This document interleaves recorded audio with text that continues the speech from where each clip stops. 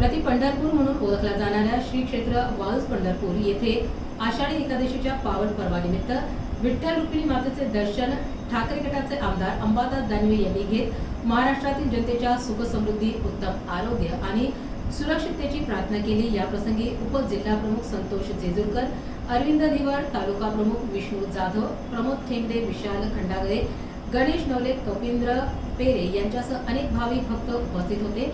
आषाढी एकादशी निमित्त मंदिर परिसरात भक्तिमय वातावरणात भाविकांची मोठी गर्दी दिसून आली।